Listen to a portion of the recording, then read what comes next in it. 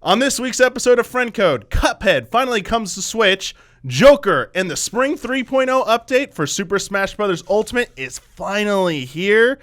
Nikkei has a new report out on the two Switch models that have been rumored for months now. Some juicy details there. Also, Tencent might be publishing Switch in China, and Reggie Fils-Aime's Twitter has an image on it that has led to some wild speculation about one of Retro's possible projects.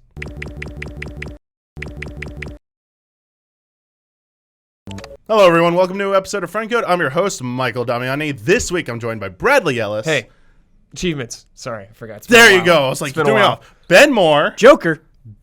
Joker achievements. Joker is achieved in Smash Brothers. Joker is an achievement. We now live in a world where that is a reality. Yes. Feels good. That whole presentation felt good. It did. And the fact that it came out of nowhere for us was really exciting. And it was a pleasure to be behind the scenes watching all of you react to it. So fun to see that. Before we get into that, though, I want to talk a little bit about Cuphead, which is finally on Switch, released we're recording a little bit early, but it'll be out this Friday, April 18th. This is a game that I had not played at all, Brad, until I played the Switch version. In fact, we did a group stream of it. I managed to somehow not play it during that group stream. I don't know how. Sitting at the computer. I don't know how. So you were waiting for Joker. Yes, that was literally had that on my phone. I was like, no, I can't do it just yet. But I'm curious. I've now played through the whole game. Brad, you reviewed it for us. That's right, I did. Ben, you've completed it as well. I just played it for fun. Yeah. Oh yeah. Yeah. Have you played it since any since time review? Recently? Yeah. No, I haven't. But yeah, what did you think about it, Ben? I loved it. It was a game that I played very intensely for a few days, and it was just one of those games that was so satisfying to get over some of those bosses. Not every boss was a challenge, but enough of them were that it was pretty crazy. And I remember getting to the end, and I don't want to ruin it for anybody, but just kind of the gauntlet that you go through, and it's one of those games where you can't believe that you did it until you do. Yeah, immense satisfaction. Immense satisfaction. But it's such a gauntlet. The whole game is such a gauntlet that I was like, I'm good. I don't need to. Yeah. I did it. I climbed that mountain. I will wait for the DLC. I didn't have any strong urge to replay it just because even thinking about Cuphead was kind of exhausting. But yeah. Yeah, that end gauntlet you spoke of, I was surprised they did that. I was like, am I really gonna have to do this? Oh, this is a real thing. Oh, and there's stuff after. I was like, okay, yeah. That was kind of the story for this game for me. Really quick, just a lot of the boss battles. I felt like there were these really critical moments I had in this game where I thought things had revved up and the difficulty spike had just gone maybe too harsh.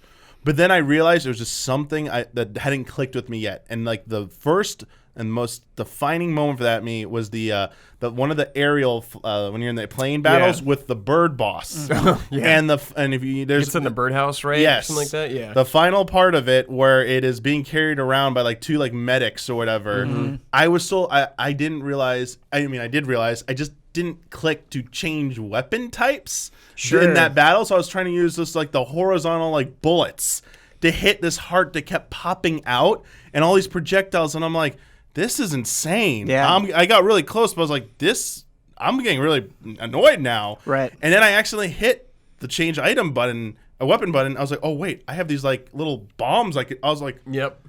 Use that was a joke. I was like, oh my gosh. Yeah. And then the very next island, Inkwell Island I got to, one of the NPCs is like, yo, you should maybe try changing your weapons and stuff. Yeah. I was like, oh my gosh. I was like, yeah, it's so good, but also just I loved it. I loved how I always felt like no matter how challenging the boss encounters were, that I felt like I was making progress as I saw all the phases in them. Right. And I loved how a lot of them mixed it up. It wouldn't be the same exact patterns.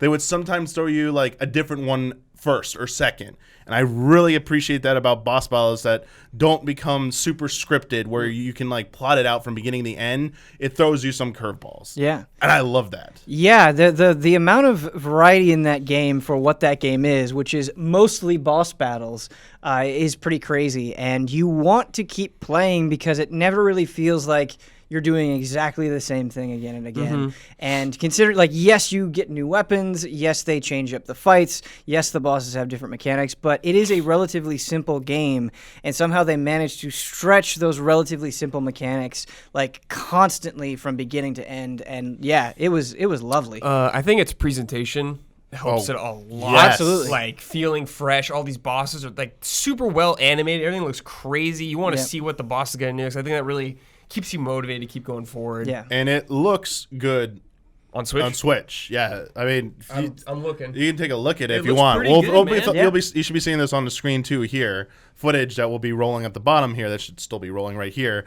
But I was just impressed. I mean, when we did it in group stream, I was like, this looks really good. But even on the handheld screen, it looked phenomenal. Like, I love this art style. Yeah, it's great. And in fact, the Switch version, which I'm playing now ahead of release, it got updates that all versions will be getting on Friday, April 18th. There's going to be a big update to the game, which includes improved load times.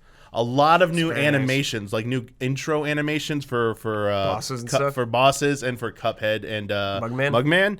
The whole intro, all the cinematics have been redone to be animated now. Yeah, they're nice. actually. Because I was watching Brad's review and I saw the opening thing. It was like a storybook thing, but they were all static images. I was like, wait, but mine, they're moving around and stuff. I was like, oh, okay, that's pretty neat. Yeah, a lot of this like kind of cosmetic and quality of life changes there that will be coming to all versions. That already is available on the Switch version, including a lot of new localized languages. Yeah, that's cool. A lot of support for that, so more people can play this game.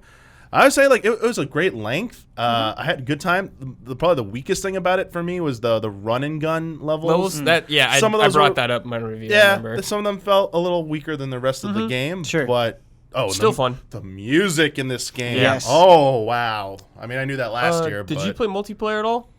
So no, okay. I did not play multiplayer on this, but I had my roommate Simmons played it through co-op with whoever he played it through the first time. He was explaining the differences. Yeah. And one of the levels he was telling me about was the bee boss, where you go up like the honeycomb stuff. Yeah, that was one of the hardest bosses for me. He was saying on 2-player mode, it's annoying because there's like with the projectiles and stuff of both players firing, it's harder to keep track of stuff. Yep. So even though we got extra firepower, there's more things to have to pay attention to and to take in, and it makes it more difficult. I struggled in that boss too. Yeah, me too. But like I felt good because once I learned everything and got better at each phase, it's like I can now do this easily. I actually really like the psychological trick of it showing you like how close you got to the end, because you're like, well, all right, I made it this far. I might as well keep going.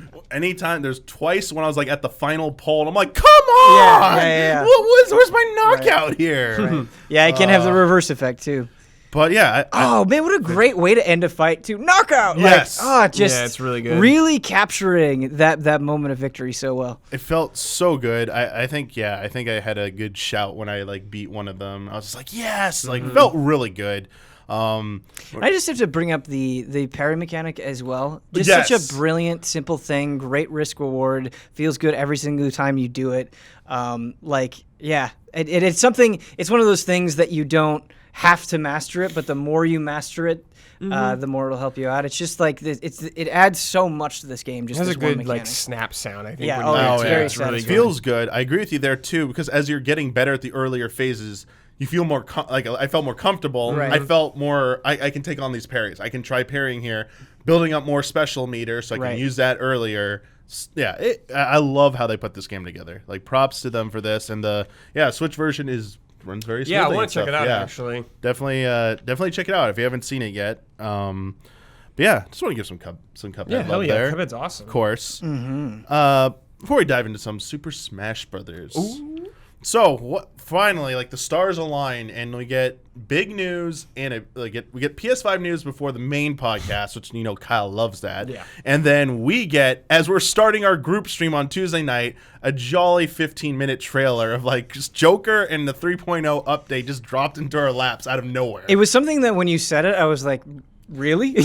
I thought this actually happening? I thought we were being trolled by chat. Sure. I was like, oh, it's probably a video announcing the direct is happening. Yeah. And then I clicked it. It was Japanese, and it said 15 minutes. I'm like, I think this is it, yo. Let's double check this, and it was.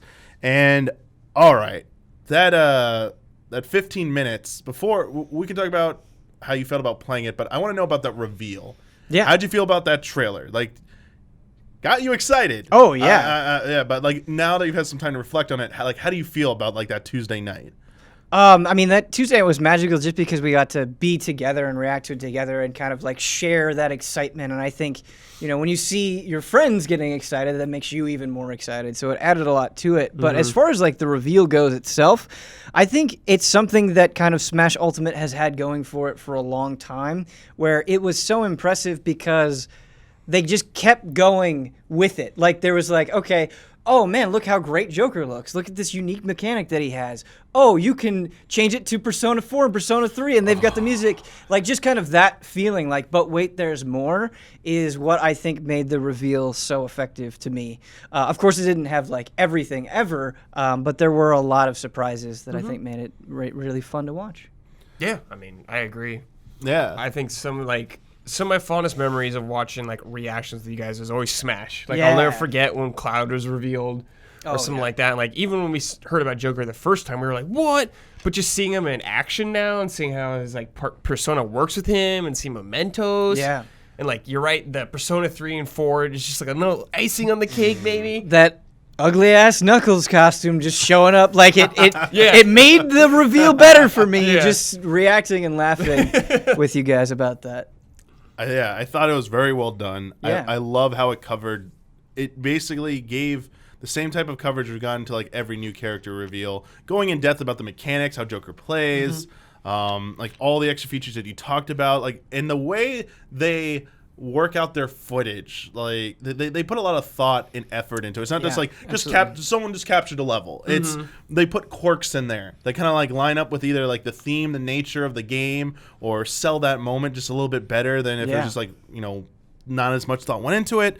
And I really like that about all the Smash trailers, and it kind of continued with this, and it made me excited about what they'll be doing. We got 4 more of these. We still got 4 more of these to go. Right, this is just the start. This is the start. Yeah. What a start. But there is an important thing here.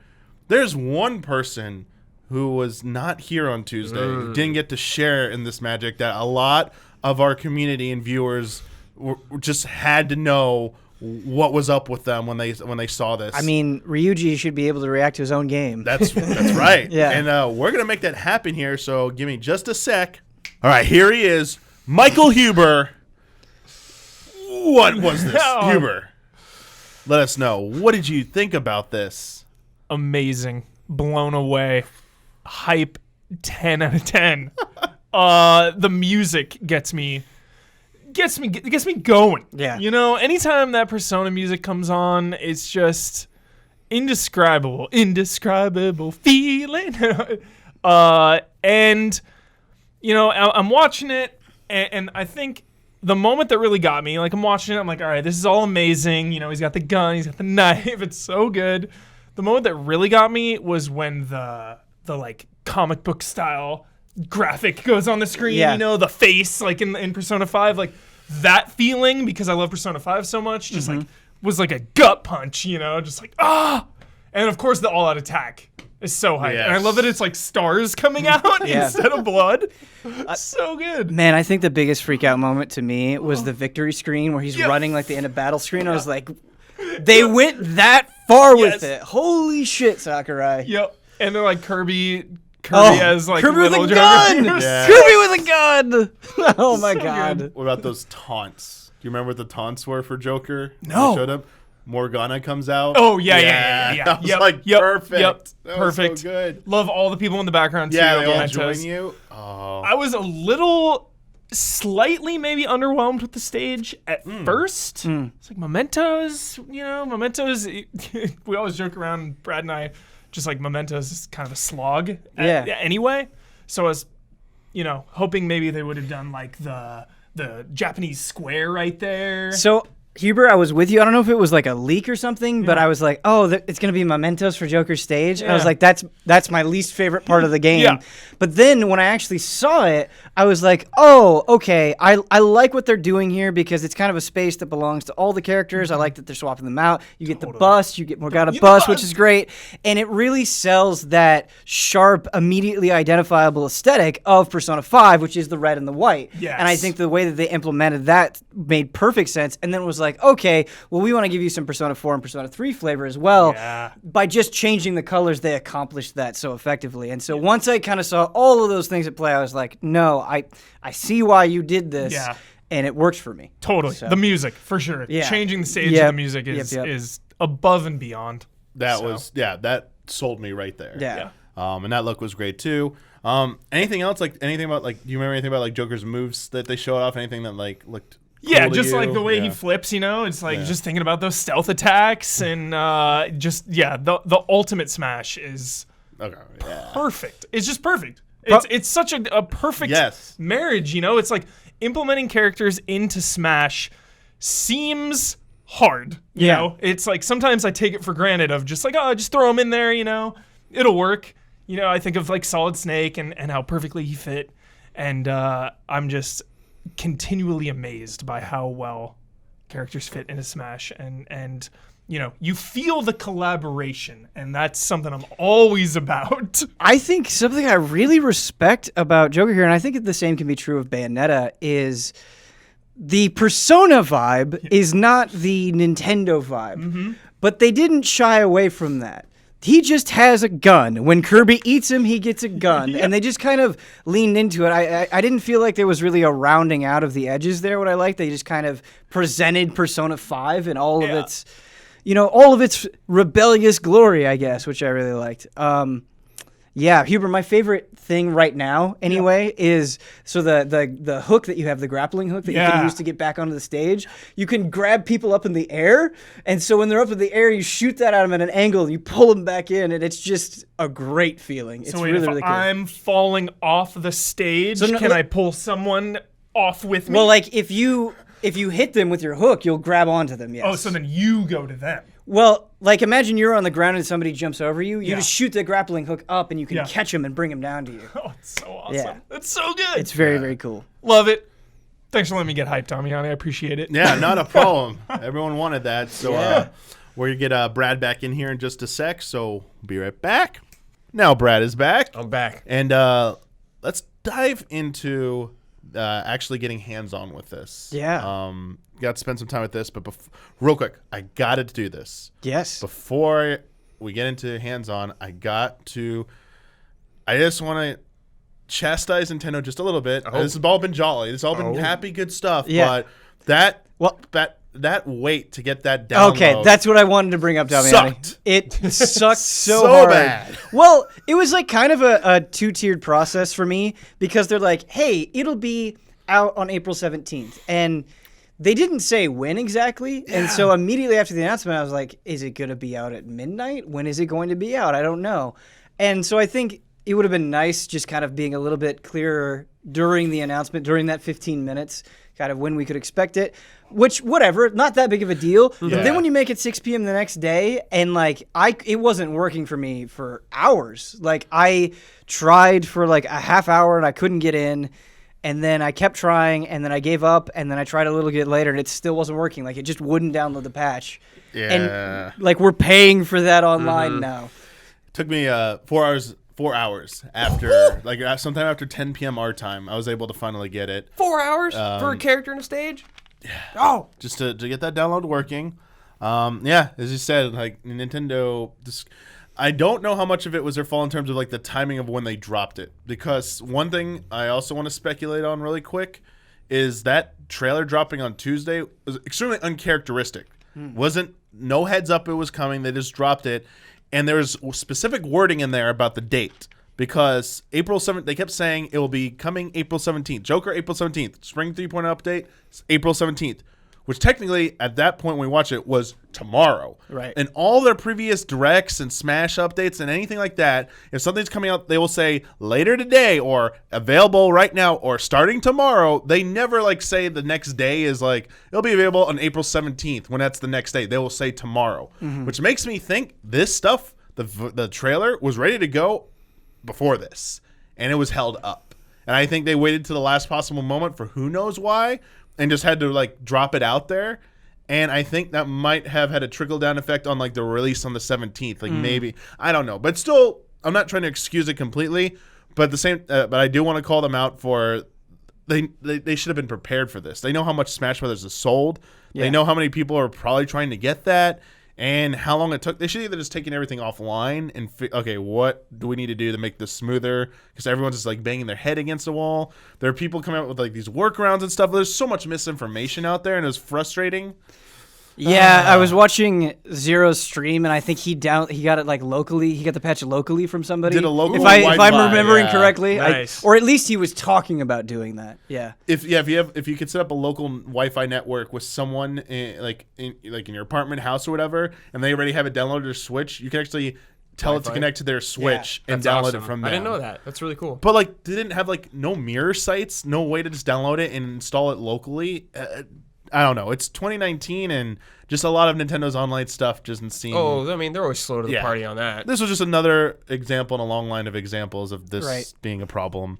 But yeah, let's get back to good stuff. Let's talk about actually playing as Joker. How did you feel trying Joker out finally? It is a really fascinating character. I mean, I've spent like maybe an hour with him so far, so these aren't like super finalized. Yeah, of course. But first impressions are extremely strong. I think the way that the Arsene mechanic works is fascinating because it changes the whole dynamic of the match, where once you get it, its power is just kind of so explosive that seeing your opponent change, just knowing when that gauge is built up, is really fascinating. And like, I was playing against a pink Donkey Kong, and I would get it, and he would wait just to drop down, trying to get as much of that meter burned away as possible, because you are so powerful. And the way that he moves around the stage is awesome. Like this kind of lanky, long body. They really emphasize his frames and his attacks, like his side smash is kind of like this far-reaching swipe.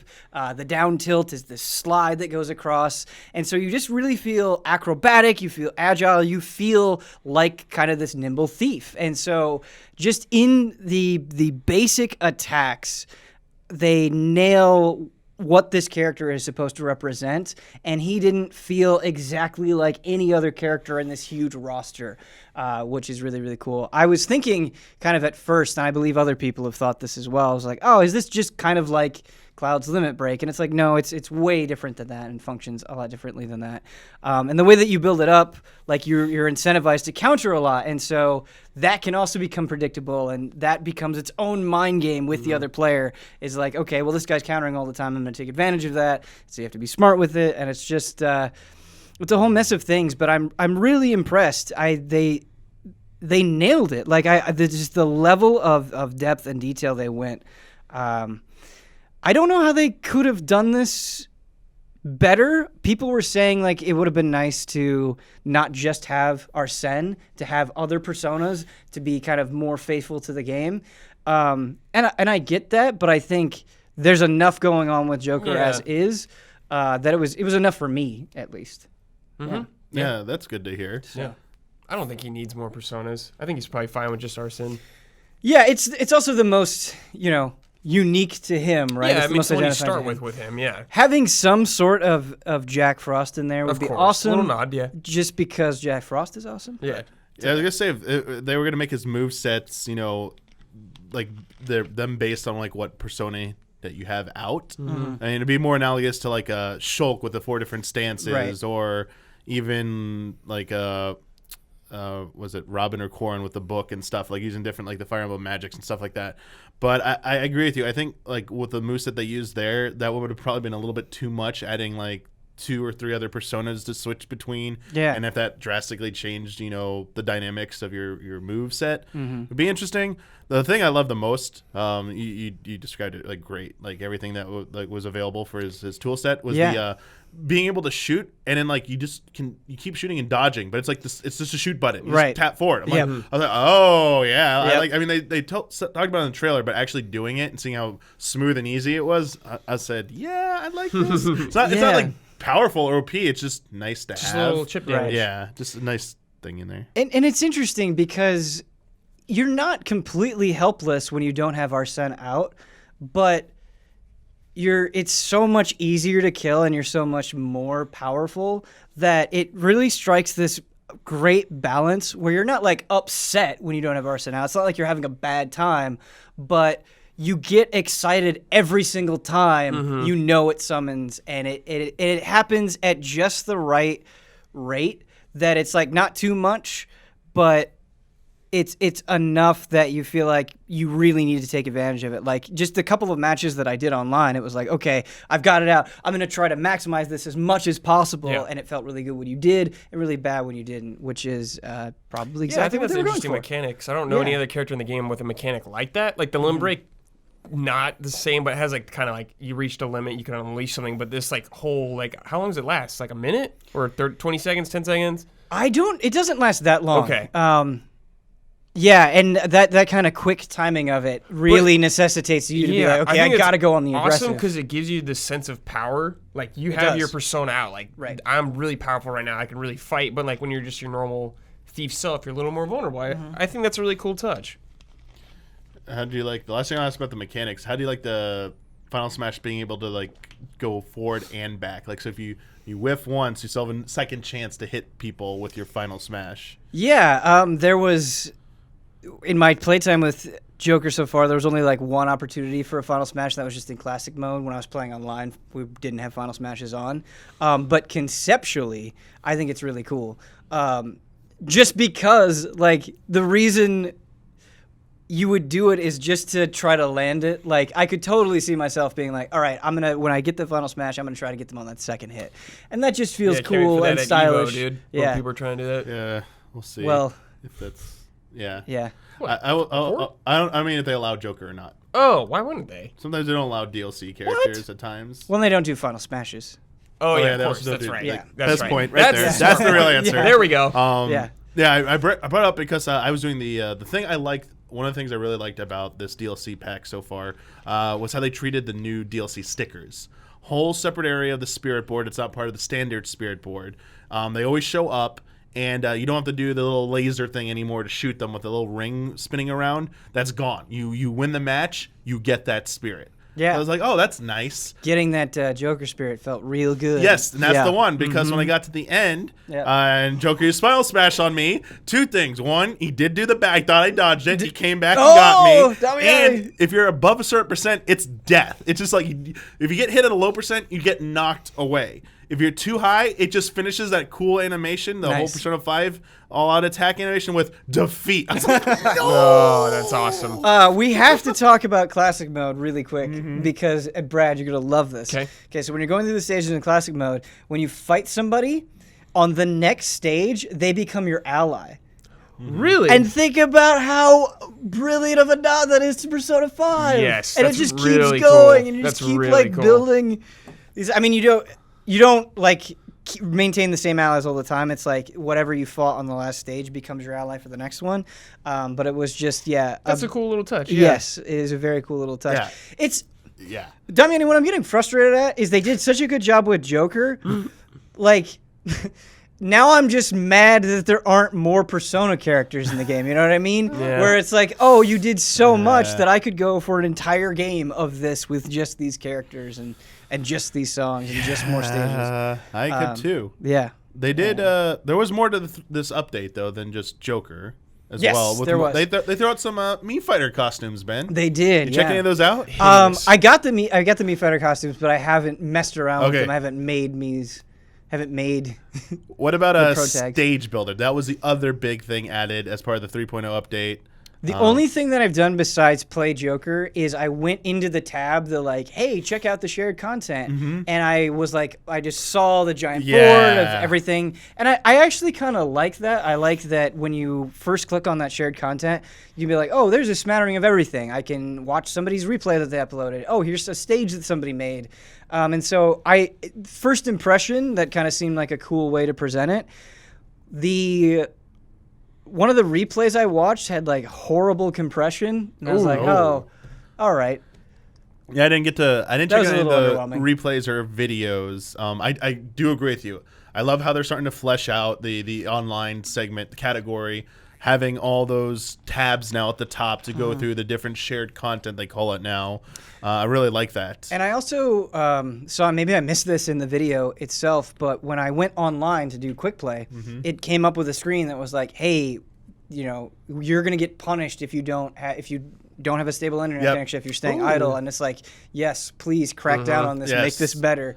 And so that was really encouraging for me. I don't think it was as thorough as the one when you first played Smash Bros., but it was definitely something I think they're forcing everyone to see again. Yeah. And I haven't redone it again to see if it does it every single time, but it was just nice. It was basically like, here, this is like our guidelines, clearly outlined about what we're doing to crack down on like to make the online experience better. But Stage Builder, all I didn't try any of the editing tools. I downloaded a few stages to just try them out. As with the last with Wii U, to me they felt a little claustrophobic. They're not very big. I saw somebody made a stage, the Wii Shop channel stage, and I was like, this was worth it. Yeah. I didn't play the stage. Yeah, I checked out a Tetris stage, which just like had the blocks spinning, but they didn't like actually fall down. I didn't get to try this out. I really tried. Someone made a Captain Falcon punch stage now, where it's Captain Falcon on the right side of the stage, and they made his fist like moving on like some kind of like rail system. And at the end, it's got like flames on it, so like it'll damage you. So it just moves out and extends throughout almost the entirety of the stage, and then comes back in. That's funny. So I was like, all right, that's pretty. Like, I think people are being more clever with it. Did you try to make a stage? No, that's the only thing I didn't try yet. I'm curious how intuitive that is. I'm really curious to hear about that as well. Maybe Don will get a chance to try it out and let us know. Yeah. But I do want to bring attention to something. It'll probably be gone by the time this episode goes up. But I mean, obviously, when it went up, there wasn't a lot of moderation or curation from Nintendo. It was kind of like, it's been kind of like a Wild West, and that there are a lot of inappropriate stages that just appeared. Yeah, and this kind of this happens a lot with Nintendo. I mean, everything, but with Nintendo specifically, they seem to let it run wild for a little too long before they step in and do anything about it. Yeah, I don't know. It's hard for me to like call out Nintendo specifically because like. You give creation tools to enough people, like they're gonna make penises. Like that's it's like it's almost like a scientific law at this point. Like you know it's gonna happen. I feel no like matter that's like what. the first thing you'll see online, right? Like a level share, anything that's just a dick. You're like, do you really trust the level creator if it doesn't have that? I mean, it's so guaranteed. Yeah, I guess in my head I was thinking, why don't they have someone or just like a small team just like manually monitoring what's being uploaded just for that first night? Because what you said, what do you expect? This is going to happen right away. They're going to push as hard as they can to see what they can get away with before things crack down and stuff, before the tools start working. Yeah. Maybe it's not as easy as I'm making it out to be. And as I said, it's not completely realistic to expect them to like have it nice and clean and catch everything right away. Yeah, it's a hard line to walk for me personally because just even in Splatoon 2, I felt like people could be really funny. And I want that. Like, I want some of the humor. I want some of the craziness. Obviously, I don't want, like, slurs or anything like that. Like, that sucks. That's awful. I don't want that. But I don't want it to be, like, so policed that it isn't any fun, you know? Yeah, you need some sort of mischief, I feel like. Right, you feel like you need, like harmless mischief is what I'm trying to say, Like the Mario pissing one. I mean, whatever. Exactly. It's like, whatever. I don't think I saw the Mario pissing one. There you go. I was like, sure, yeah, that one can work. But I meant like the more egregious offenders. Like that should definitely have been nuked. But yeah, I haven't really got a chance to try it out yet. But patrons got a few questions for us about some of the stuff here, and they want to know our thoughts. So the first one from Botox Games. With the inclusion of paid DLC outside of the Fighter's Pass in the form of Mii costumes, do you think they might do any other DLC not included in the pass? With Smash Wii U, they added paid stages periodically, such as the Super Mario Maker stage, so it'd be cool if they did that here too. But more notably, I would really love to see them add Echo Fighters as DLC outside of the pass. They introduced an official name for clones with Ultimate, and there weren't really that many Echoes added. If so, what kind of Echoes would you like to see? Personally, I'd love to see Celica from Fire Emblem Echoes. The name even fits. Hey, that's a good added pick. as an Echo to Robin. So there you go. Would love to hear your thoughts on respect. So yeah, the game definitely doesn't have enough Fire Emblem characters. It's a super underserved area for Smash Brothers. So yeah, that is true. Kidding. I mean, I'm just kidding. I think Celica would be cool. Yeah, they definitely don't have enough Fire Emblem characters. The guy from Mario Land 2, King Wart, is that his name? from Super Mario Brothers 2 or Super Mario Land 2? Sorry, 2. Mario Bros. 2. Super Mario Bros. 2 Final Boss is Wart. Yeah. Make Wart a Bowser echo. There you go. That could work. I love this. I think it'd be great if they added. Sorry, Zack. Make a Zack echo for Cloud. Well, yeah. Come on. Good luck with that, Square Enix. I think it'd be great if they added Echo Fighters. I don't feel like they're going to. I feel like kind of the scope of this has already been like rigorously planned out, and so I don't think Echo Fighters fit within that scope. As cool as it would be, certainly not against the idea, but I wouldn't be surprised if for every DLC character that comes out, or at least for a couple of them, if you see kind of the treatment that we saw with like Rex from Xenoblade Chronicles 2 and the protagonist from Persona 3 and 4, where it's like, hey, here are some Mii costumes. Like, obviously, I don't think people are like super jazzed about that, but I wouldn't be surprised if it happens. Yeah, I agree with you. I think Mii costumes will be the extent of the unplanned, non-fighter pass paid content.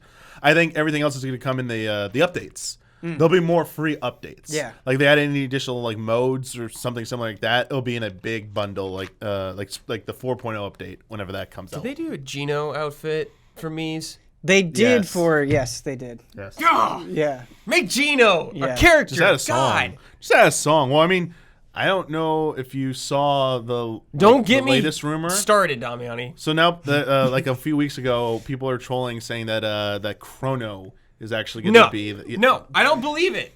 I'm not letting my heart get excited. If Chrono is over. If Chrono is a DLC character, I will need to just like I'll need to do something. I'll need to like light something on fire. There's nothing else you can do. It'd just be so insane. All the memes are over. Right. It's done. All the memes are over. It. Yeah. That's game over. Yeah. You peaked. Well, yeah. I don't know if the memes are quite over yet, Brad and Ben. Because from our next, there's a rumor for every character. Well, this one is right smack already you right got in the duped face. by the Grinch one, Damiani. Yeah, so Ryan Grace, short and sweet, is Banjo next because of that reveal of the witch in the stage builder portion that looked like Gruntilda. Come on. It was just a witch. It was Gruntilda. I saw it. Don't tell me I didn't see it. I saw it. No, I'm kidding. I mean, I don't know, man. In this game, you can play Cloud Strife. You can play Joker from Persona. Maybe anything is possible with Smash at this point. It'd be hype. Doom Guy might be in Smash. I don't know. Yeah. They did not their original trailer on Tuesday, their video, because it wasn't a presentation, ended without a new character tease or reveal, unless you want to count this as that. E3, baby. So yeah, that's if you think about it, they have until February of next year to fulfill their Fighter Pass Season 1, essentially. Yeah. We've gotten one Joker in April, so as you pointed out, E3 is probably the next likely place. I think they're going to announce 2 fighters at E3. Wow, really? Yeah, I do. Okay. It's totally possible. Based on nothing. I should say that it's based on possible. nothing. Yeah. I mean, they could announce the rest of them there for all we know. I think what's going to happen is they're going to announce Banjo, and then everybody will lose their minds and start breaking stuff because they're so excited. And then Sakurai will come out and he'll wink, and then they'll announce Doom Guy. That's what's going to happen. All right. BJ Blazkowicz. Yeah. And Oh. Yeah. What? Whoa. No. What? No. Oh, yeah. What? No. Okay. I mean, I think if I was a betting person in terms of like their little reveal strategy of new characters, tell me if you think this is a good strategy, good and plausible. Okay. You said E3 already. That's obvious. One character there. Yeah. Evo next. That would be like in August. That would be another character reveal. Nintendo that on top of the ball now? Because they're like Smash Ultimate is the only Smash Brothers there. They cracked down. And it is in his final day event. The only thing that gives me pause with that, Damiani, as cool as that would be, I'm way for Evo reveals. They're super fun. But they're also doing their own like Nintendo-hosted Smash Brothers tournaments. And I think it would almost be more likely there. Isn't that one at E3, though? Well, they did one already. They did a Smash Brothers they haven't tournament. announced their E3 plans. I'm assuming there should be one at E3, maybe. Probably. I don't know. I haven't been following the They're big on the esports Smash now. tournament. I don't know. Yeah, I don't know. Let me just Maybe. finish it real quick. I don't want to waste too much time on this because it's just pure speculation. So Sure. E3, Evo, PAX East because that's in October. Not PSX. VGAs. Keighley would be the last one. So you get Character 2 at E3. Is that where they Character announced 3 the Jeff Keighley fighter? That's when Jeff Keighley reveals Chrono. Jeff Keighley comes out dressed as Chrono. Jeff, you would be the hero of the people. I think if Jeff Keighley announced Chrono, just for me, that would be crazier than Shenmue 3. Like, we did it. It's over. We did something more insane for me than Final Fantasy VII Remake. It's over, Chrono. dude. Just like, It's over. just hearing him say Chrono and then having a trailer and then that music, like, I don't. Chrono from Chrono Trigger. Yeah, I don't know, man. I couldn't handle it. The assist trophy with Robo. Yeah. I would say Yeah. but to answer the question, I'd say there's probably a 50% chance of Banjo at this point.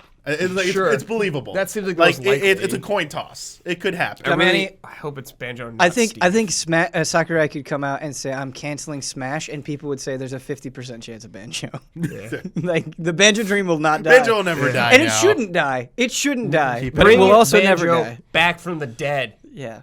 Thanks for that, Ryan. Next question comes from Sarah. Hey, looking at the quality and quantity in the first fighter pack for Smash Brothers, do you feel the $5.95 is a fair price for Fighter Pack 1? How much are fighters usually in fighting games? It can vary, but they can be more expensive than Like that. $5? For sure. I think that's pretty chill. I Pretty think chill that price. is a deal. I think You that is a deal. got all the Deal. Joker, all the music, the stage. Yeah. But like the Mii costumes are not part of that. They're separate. So Yeah, but I mean, even the Mii costumes are 75 cents a piece. Yeah. Like, it's to me, the pricing seems pretty fair, it seems like.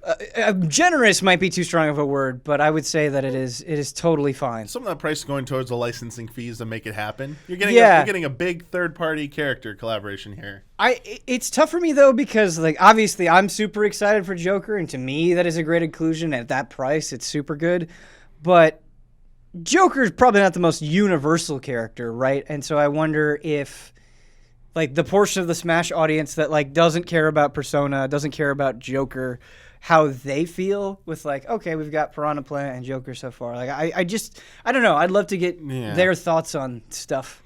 Yeah. Yeah. Well, sorry, I got thrown off a loop here because this next question from Tyler, we actually answered speculation about when we think the new characters will actually be revealed. Sorry about that, Tyler. We kind of got ahead of ourselves. But our last patron question for the Smash topic comes from Discarded Digit. How likely is it that the custom stage and video sharing interface shown will be the same one Nintendo uses for Super Mario Maker 2? It even pulled the system from remnants of Miiverse. And will the phone apps actually start being useful? No, phone apps will not be useful. Yeah, that phone app, I don't know about that. This system is brilliant. We must preserve it. But yeah, like now we've seen the interface for the shareable content stuff. Do you like? I would like to see Nintendo be like go with that kind of like categorization organization for Mario Maker 2. I mean, I don't think it's gonna be exact. Like they're not gonna use it 1-to-1. But yeah. Yeah, as far as them using it to any capacity, I don't know. As long as Mario Maker 2, as long as it's easy for me to find good levels and it's well organized, like I'm good. But yeah, I don't know. I feel hesitant, I guess, to answer this question because I haven't dug into the share content enough. I haven't been using it for like days, so it's hard for me to be like, yes, this is a great system. And until I reach that point, I don't know if I would say with confidence like, they are going to use this, or yes, they should use this. I don't know. Like the search tool stuff, I haven't spent enough time with that either in Smash, but that is my like one of the biggest hopes I have for Mario Maker 2, or at least expectations, is that the system of discoverability better be really on point. Yeah. In terms of how I'm presented, like top stages, right. how I find other people's stages. It better be like easy and well presented. They should just have for content creation. They should be like, all right, people are just gonna make penises. We're gonna make a penises tab. We're just gonna put them all in there. So if you want them, there you go. Yeah, there you go. That's what I want from Mario Maker 2. And if you got the filter on for children or whatever, just says like, question mark, and big question mark. I just don't see what it is. Everything. But the child will be curious and stuff. And then it'll be banned in Europe in like what, July 15th or something. Their new porn law or whatever. That's gonna go well. But yeah, Smash Brothers, good stuff. Yeah. Can't wait. Yeah, as I said, 4 more of these. Yeah, we got 4 more character reveals, so we go through this 4 more times. I look forward to that. Smash Ultimate is an excellent game. Like I just have these moments sometimes when I'm playing it. I mean, I wish the online was better. That's kind of always the thing that comes up when I feel like I have a bunch of praise for Smash Ultimate. But every time I play it, like I wish I could play it more just because of how good it is and how much fun I have and how many of the characters I enjoy. Yeah, it's awesome. We get accused of talking about Smash Brothers too much on this show a lot. Sorry. There's always Smash Brothers news. I mean, so Smash Brothers is kind of dominating the news right now. It's a big deal, but I'd actually argue this next story is a continuing story, developing story that might even eclipse Smash Brothers. Okay. So Nikkei, which is the largest financial publication in the world, which seems to always counter every Wall Street Journal report that comes out regarding the future of Switch, have published a report giving further details from their sources about these two new Switch models in the works that have kind of been making the rounds for the last few months, actually. Started all the way last year with a Wall Street Journal report saying that there would be a new model coming in 2019. Then Nikkei followed up and said, "Oh yeah, it's happening at this point." And they're going to be then we found out there's going to be two models, apparently a weaker, a light version and a pro version. But now, in the latest in this chronicle here, coming from Nikkei, apparently things might be crazier than we thought. The last time we talked about this on Friend Code, actually, I don't think either of you were on it. I got called out for being too wild and crazy for what I expected from the Switch Pro version. Well, guess what? According to this Nikkei report, this isn't a Switch Pro that's in the works. It is, according to them, it is a next generation version that is a full model change of the current hardware that is scheduled to come out after the light version comes out. So a Switch 2. It's not a Switch Pro, a Switch 2. I can't We're talking handle about it, next gen Switch. We got PS5. Yeah. We got journalists saying, "Oh, well, now that PS5 specs are out there, I saw Xbox Scarlet specs and they blow away PS5s." And now we got reports from Nikkei saying, "Oh, by the way, Switch next gen's coming out." It's next gen stuff going out it's crazy. It's a lot. It's a lot to process. I don't know what I just did here. I just made a comment. What does a next gen Switch even mean? Yeah, so we got more concrete details. So let's back up a little bit. The first thing they did talk about was the light version.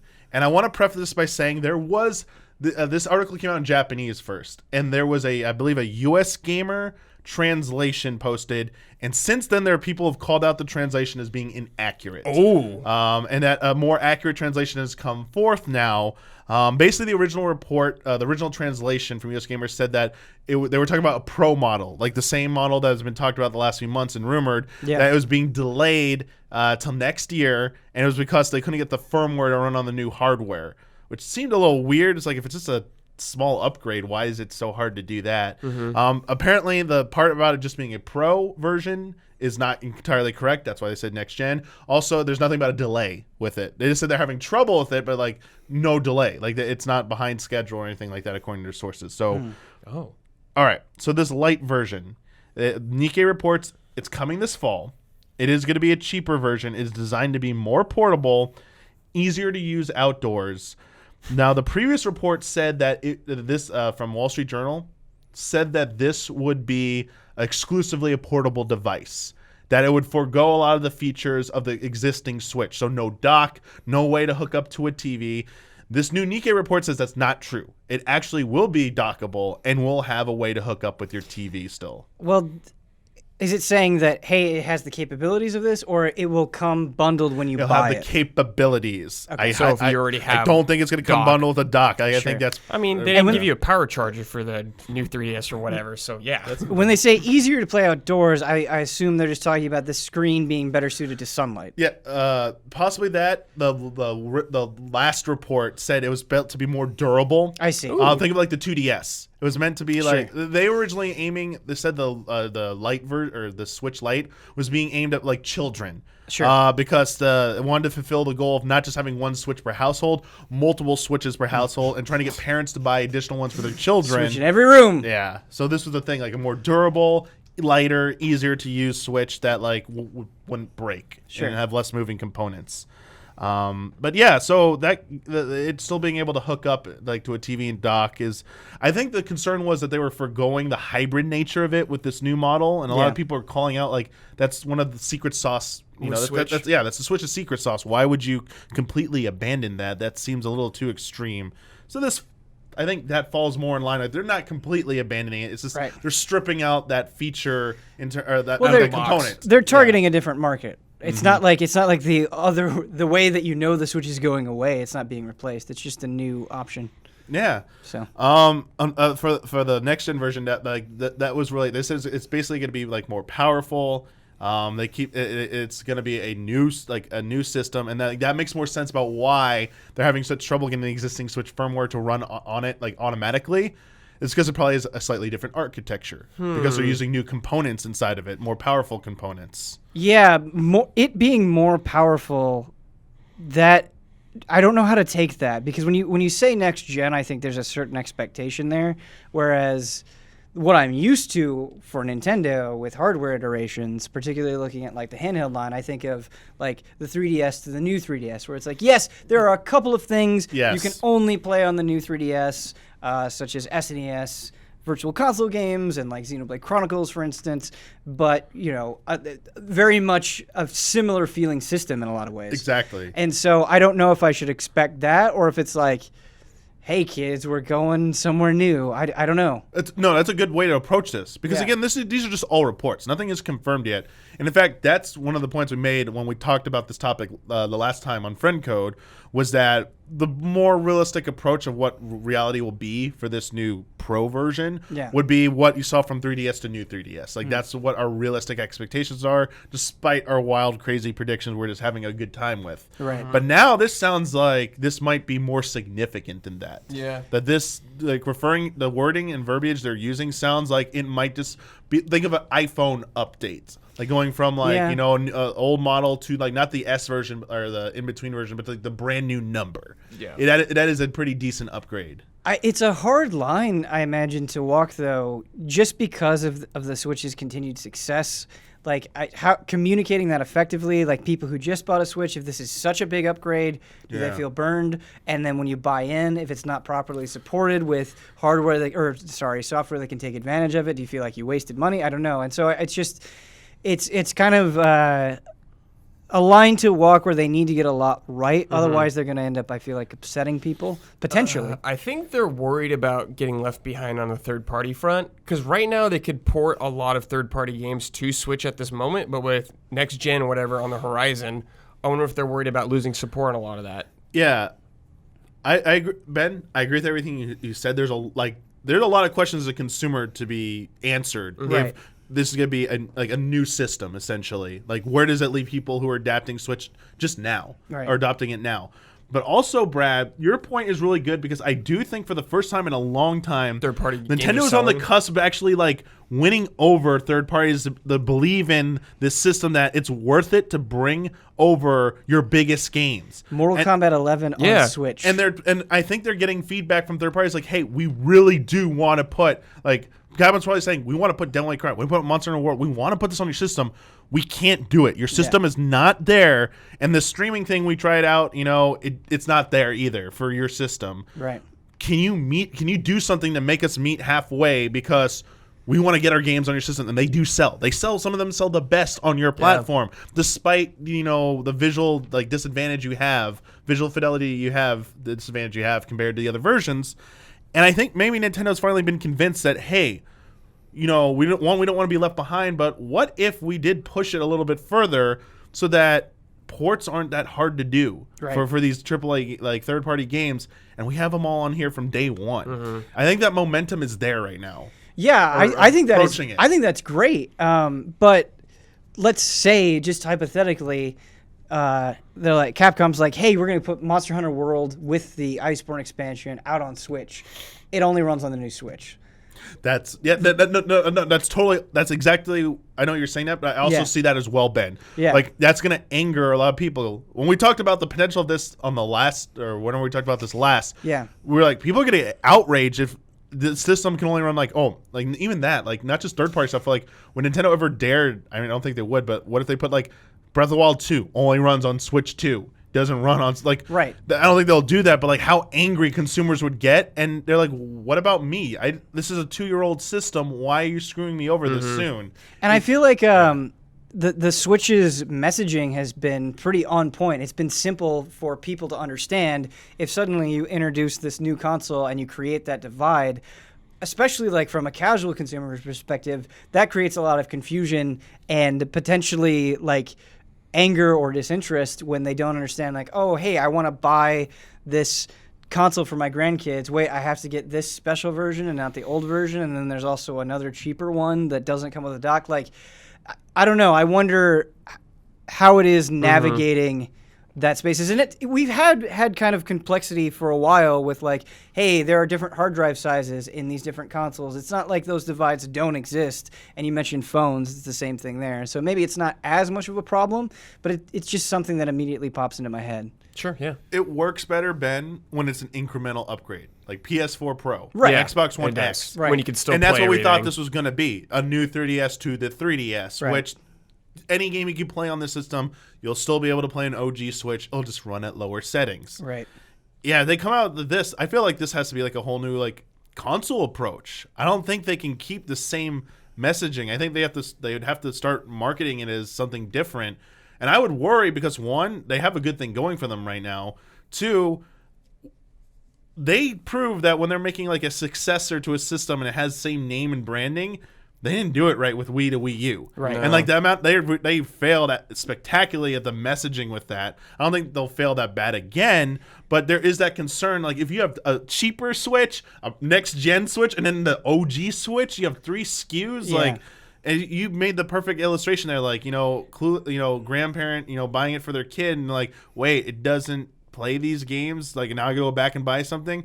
Is it just the dock? Do I just need to buy the dock? Is the dock to switch to? Right. Or do I have to buy a new console? Like, I feel like they have to. I have to believe they're thinking about some kind of solution to bridge the gap between if there's gonna be 3 versions. Somehow they're able to all run the same thing, but this new powerful model, if it's gonna be a Switch 2, it can run what it can, but it doesn't put the other ones, leave them behind. Whether that's streaming services, maybe they are partnering with like. There's this whole theory that Microsoft and Nintendo are so buddy now because Nintendo. Well, what is Nintendo getting out of this? Like, they're getting these games, but what else do they want from this? Are they maybe getting Project X Cloud? Like, will Microsoft actually offer them the ability to run higher end games on their older system, the Switch, through streaming? Because like, oh yeah, you don't need to buy a Switch 2. You're just gonna have to use the Project X Cloud app to play Monster Hunter World with the expansion and everything like that. Or if like Devil May Cry 5 finally comes out, like, sorry, you're gonna need to use the Project X Cloud app or something like that. Sure. I don't know how feasible that is or not, or if that's a good solution. Yeah. Yeah, I don't know. There's basically, this is the problem. We have a lot of questions. Yeah. But E3's around the corner, so I'm hoping they talk about this at E3. Yeah, just on a personal level, it's hard not to want that because I love the concept of the Switch so much, and having just both old and new and indie games right there on the go, be so easily accessible. If I want to plop it on a TV, it's no hassle. Like, just the concept of the Switch has worked for me so well. So if I can make that library, that pool, even bigger with better looking games, like, I want it. Like, I'm in. And maybe enough people would feel the same way that they could overcome a lot of the hurdles. Like, maybe there's enough of an audience there. A question I'm going to ask you, like, to kind of wrap this up. Yeah. Some final thoughts. Like, my final thought on this is, I wonder if you agree, as well as you, Brad, if this is going to be like a Switch 2 and not like an incremental upgrade, I think absolutely has to be backwards compatible. Yeah. Yes. Like, I was thinking everything it you has to bought be. digitally or physical needs to carry over to that system. I think that helped with 3DS too, because 3DS still has like that weird name, kind of going from DS to 3DS, but it seemed to work out better than Wii to Wii U, I guess. But they were backwards compatible. Yeah. Yeah, it's probably a lot it easier. would have to be Yeah. backwards compatible. Like, Like, that would be such a deal breaker. oh yeah, they'd be shooting themselves in the foot. Oh, yeah. Yeah. Yeah. All right. I mean, it's speculation, everyone. Like, we don't know what's going to happen. Maybe E3, they'll shed some light on it. I think at the very least we'll hear about this light version at E3. Yeah, I think E3 will hear Just about that. the thought of getting a new Microsoft console, a new Sony console, and a brand new Nintendo console next year, like, that's Crazy. It's craziness. All 3 of them going storm- head to head winter for is once coming. the same year. Yeah. They're always off by like a year. Like one Right. of them will always be off. If they all came out in the same, oh my Right. gosh, woo, yeah, Yeah. Expensive. Pricey. expensive, yeah. Pricey year. And then Nvidia's going to come out and they're going to be like, actually, we can actually jack you into the Matrix. Yeah. For So- $3,000, Yeah. we're going to send you this chair. per hour. Oh. All right, let's move along. We got some more fun speculation. Ooh. This is the current like hot topic on social media right now in regards to a tweet from Reggie Fils-Aime, the now former president and CEO of Nintendo of America, who retired. Last day was this past Sunday. Yeah. Doug Bowser has since taken over for them, but they opened up their own personal account, and they've been tweeting out images of some of their retirement gifts they've been getting. And they're one of the That's more so sweet. yeah, they're great stuff. Like the Jeff Keighley one, he got the poster, was so good. I was like, I mean, I gotta follow this. I've been missing out on some there's goodness. good stuff on there. One of the more recent ones was a thank you from Retro to Reggie. They made him a custom piece of artwork, which has Reggie illustrated in the middle, surrounded by retro characters. They got Samus, they got a Metroid, they got like Donkey Kong, Diddy Kong, Dixie Kong, and in the bottom left corner, there's just this metal hand, this metal robotic hand, and it's obscured by a Mario statue, like conveniently placed, not conveniently, it's strategically placed. And everyone's like, wait a second, whose hand is that? And then people are like, come on, it's just like some dumb robot enemy from a Donkey Kong game or something. You or know from whose a hand that Metroid. is? Who's it? Cyber Banjo. Cyber Banjo. He's coming back. Yeah. You know what? If Retro did it, I'd be okay with it. He's like right in, dude. He's like half cyborg. Yeah, he's like, you wanted Banjo back? He's back for revenge. A lot of people have been trying to like, oh, it's gotta be. Everyone's like, it has to be something. It's some old series that we're just forgetting, and it's a troll. And people put out their best guesses, but everyone's like, this isn't anything concrete. What is this? Yeah. And people thought, well, maybe we're just making him out of a molehill here. Maybe this isn't anything until Retro Studios concept artist Enrique Rivera replied to a comment about the image and teased that it was something legit because someone replied, goes, oh shit, is that what I think it is? And Enrique replied, he goes, yep, it is. And then the guy goes, oh my God, it's happening. What did he think it is? They won't say because they're both in the know and they're Retro employees, but they're not allowed to say anything. Come so on, now, man. What a so, tease, dude. so now it's like, wait a second. We know Retro's working on Metroid Prime, the next Metroid Prime. There's been rumors about what they've been working on in the past, but we haven't seen anything about it. Robot arm. Are we finally going to see a long-awaited Retro project that's been rumored forever? Like, it's not Metroid Prime 4. It's Bionic Commando. It's back. They're doing it. People are saying it was an old series called Teleboxer. Okay. There's a piece of not artwork familiar with that that. looks kind of like it, and they're like, "Oh, Retro's making a new game in that series." Do you ever get the sense that just kind of as a collective society, we maybe look into video game rumors and specifically retro rumors with like a greater intensity than like our own government? There's more of more effort applied there. Sometimes I think because to people they find it more fun. Oh, sure. It is. I mean, we don't need to get in. There's a lot of obvious reasons for it, you know. But it is fun. It is very fun. This is really fun to follow as well. And it's just another part of the speculation cycle and leading up to E3. Always fun. I think it's pretty safe at this point. We're going to see something from Retro, whether it's Guaranteed. some kind of tease. And it's great that Reggie, even though he's not with Nintendo anymore, he's still giving out. They're still pals, It was dude. like one last tease. Yep. Like, whoa. Like I love it. It's such a fun thing. Yeah.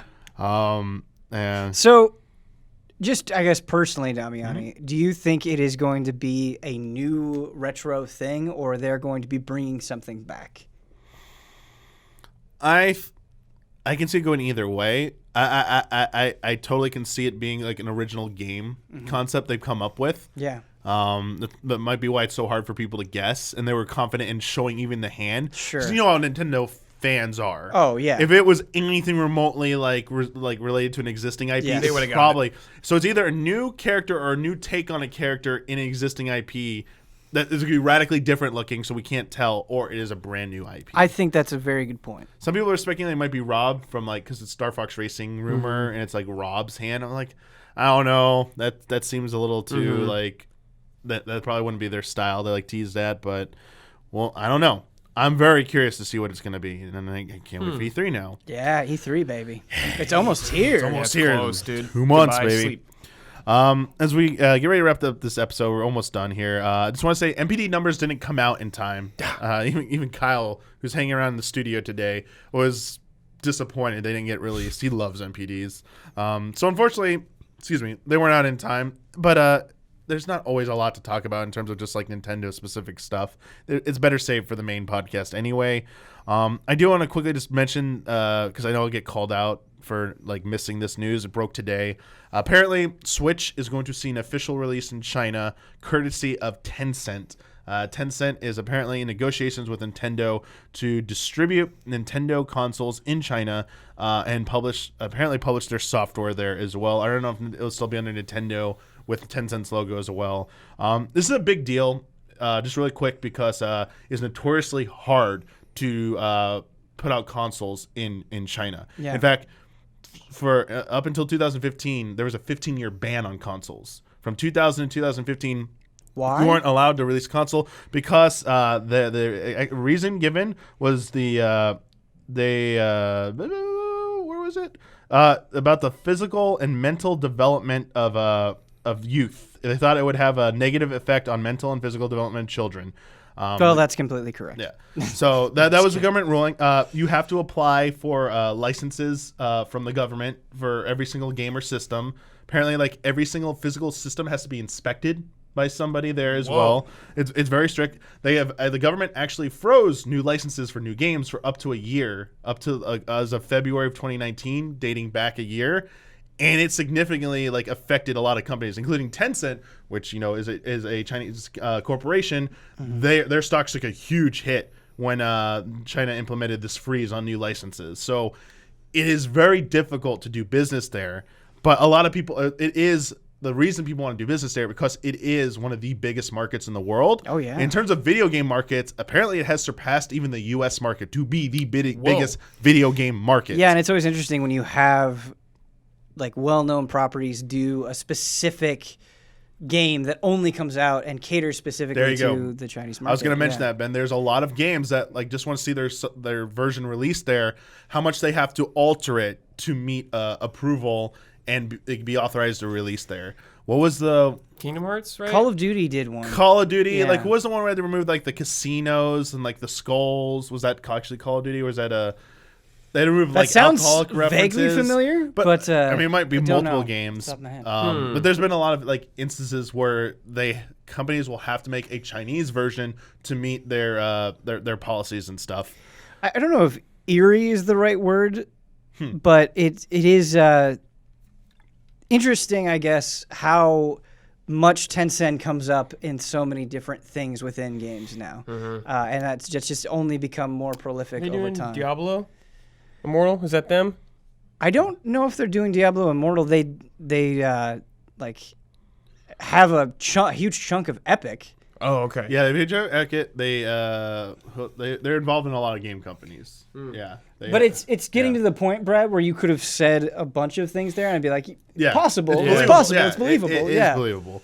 Yeah, like Nintendo does have a little bit of history in China. They relaunched something called the IQ back in 2003, which is literally just a controller that plugged into your TV. That's how they got around the console ban. It was a controller. It played N64 games, but they came on flashcards essentially. Oh, okay. That you loaded them into the controller directly. Is that the same thing? Like when I even see it like somewhat recently. I'd go to a hotel someplace and they'd be like, "Hey, do you want to play N64 games?" And they'd have an N64 controller plugged into a hotel, or like GameCube maybe. Did you guys ever see this when you were traveling? I feel like they've had those before. Yeah. Just with at consoles some in general. point. Yeah, I think they sort of work similar. Yeah. Okay. Like same concept, but yeah, this could obviously improve Nintendo's like financial status. Oh, yeah. Sure. I mean, they're in a good yeah. place, make things even better. Who knows what possibilities will come from that? If that keeps getting us more JRPG characters in Smash, then Yeah, this is how you go. this deal is actually why Chrono is happening. They now have the money to pay the $10 million fee to Square Enix. Yeah. They're like, you want Chrono? $10 million. And then they see the check, Tencent, like, all right, good. We're making it happen. But yeah, that happened today. News broke for that. But yeah, that's all the news I got. I apologize. I'm going to apologize in advance because a lot of these topics developed over the last few days, and I kept having to update the call for patron questions. I know it was originally just Cuphead and Smash Brothers, and there's so much more here. I know a lot of you would have loved to ask questions about it. It was just a hectic week with so much news breaking. I did the best I could, so I want to thank everyone who did get their questions in and for submitting questions and for putting up with 2 different posts calling for questions, and still people submitted to both of those. So thank you very much for that. If you would like to submit a question for consideration for a future episode of Friend Code, you need to be a $5 and up patron. That I will make a post the week that we will be recording. I'll let you know what we'll be talking about, and so you can craft your question around that to help drive to the discussion. If you're also a $5 and up patron, you also get this episode and episodes of a lot of our other shows early as part of our early access tier. And the exception to that with Friend Code will always be if there's a breaking news episode in between when we record. Those go up immediately. But thankfully, the news broke pretty much like the week we're recording, so worked out great this time. Yeah, that was a lot to talk about. Yeah, Any like final thoughts? I feel like even though it's like been like an hour and 20 minutes, which is like longer than we usually go, I feel like didn't get everything in. I feel like there's just so much more we could have talked about. Yeah. I think just the realization to me is it's an exciting time. It feels like so much is happening, Yeah. not just within Nintendo, but Nintendo is a big part of it. So Yeah. it's fun getting on here. I think and when going we're wild. like near the end of a generation in games too, it's Yeah. just always exciting because we don't know everything that's coming. Like if all 3 of them are introducing stuff, it's a really, really exciting time, inexpensive time. And I don't remember if you know Brad, but I was making an argument for why I made a prediction that E3 they have to talk about Breath of the Wild too. They have to. It pretty much has to be talked about there. Dumbass. These Do are my not demands. Put these thoughts in my head, man. It will be such a long gap between the release of Breath of the Wild, which was March of 2017, and the official reveal of a new Zelda. It's now the longest gap. It's now the longest I feel gap. like the gap just gets longer though as Zelda's gone on. It feels No, like. they've all been with like after release of a mainline Zelda, within like a year and a half, a new Zelda has been officially announced. Like not they said in December 2017, AJ Newman said we're working on the next Zelda, the 3D Zelda, and I don't count that. I'm talking about like a title reveal, artwork, something concrete. I don't think they'll do that till they're closer to the reveal. No, I think That seems to be the I trend think it's now. coming out next year. Retro is working. I think on it's Breath of the coming out in Wild, too. 2020. I think it's coming out next year. Damiani, yeah, baby. Yeah, they get excited. I Oh think it's my coming God, out next so year, Ben. excited. And you know what else is happening at E3, Ben? Xenoblade Chronicles 3 is getting announced. It's happening. Oh my god. It's getting announced and Shadow Drop. And Shadow Yeah, Drops. there you go. And Shin Megami Tensei 5 is coming this year. Oh man. Yeah. I just as great as those things would be, just some nice, like long gameplay and a release date for Shin Megami Tensei 5 would be nice. Because Help that's the Ben only out. thing from that announcement that A hasn't. January reveal event Yeah. that hasn't come to fruition yet. Those games take forever. They got Joker right though. They got Joker right. They got it right. Thank you both for joining me on this Yeah. episode. It Thank was you, a pleasure. Damian. And It was fun. thank you, Huber, for stopping in. Special appearance to talk about his Smash Brothers thoughts as well on the reveal. But until next time, may the way of the hero lead to the Triforce.